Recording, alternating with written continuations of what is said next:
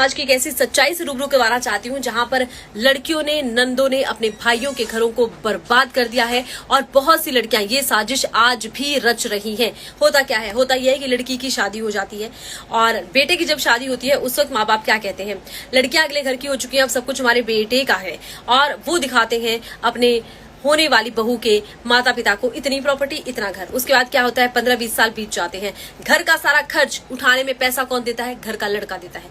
Property से आने वाली सारी इनकम जो सास के पास जाती है वो अपनी लड़की को देती है, सास के पास जो अपना गहना है वो अपनी लड़की को देती है। बहू की शादी में वो गहना जो गाँव शहर के बीच में जान पहचान के लोगों में चर्चा विषय बनता है, सास ने डाला है, वो गहना चुरा कर, मांग कर, धोखे से लेकर अपनी लड़की को दे देती है। सब कुछ लड़की को दे देती है। तकरीबन 1 करोड़ रुपए इन 15-20 साल में उस लड़की के घर चले जाते हैं। उसके बाद जैसे ही बाप की मौत होती है, लड़की आती है, कहती है अब मैं हिस्सा लूंगी। इन 15-20 साल में एक अकेला लड़का अपने माँ बाप का खर्चा उठाता रहा, घर पर पैसे देता रहा, और उसके माँ बाप अपनी पेंशन, इनकम जो प्रॉपर्टी से आती रही, सब लड़की को देते रहे।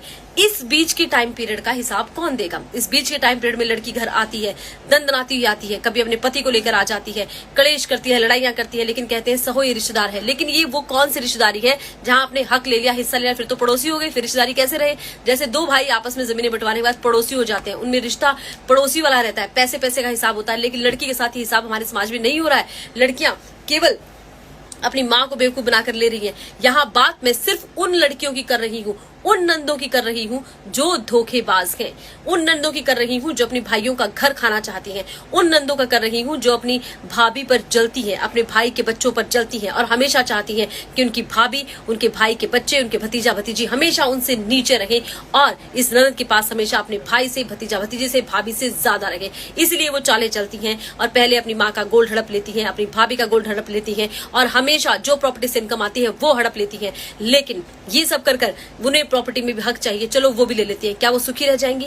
वो लड़कियां, वो नंदे जो अपनी भाई भाभी का घर खा गई, उन्होंने उनके लिए गलत किया, धोखा किया, फ्रेब किया, उनकी बेटियां भुगतेंगी। जी हाँ, जैसी नंद वो बनी वैसी नंद उनकी बेटियों को मिलेगी, जैसी सास उनकी माँ बनी वैसी उनकी बेटियों को मिलेंगी। सह लेंगी वो? मैं उन नंदों से सवाल पूछना चाहती हूँ जिन नंदों ने अपने भाई भाभी के साथ गलत किया है। कल को उनकी लड़की के साथ गलत होगा, कर्मा कोई ना कोई भुगतता है, कर्मा इन नंदों पर भी आएगा, बर्बादी इनके पास भी आएगी, लेकिन वो कर्मा इनके बच्चों में भी शिफ्ट होगा।